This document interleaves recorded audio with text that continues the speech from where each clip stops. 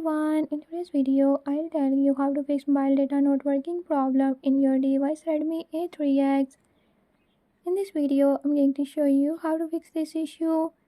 But before we get started, don't forget to hit the subscribe button and ring the notification bell. Make sure to watch complete video and learn how you can do it. Let's watch the video.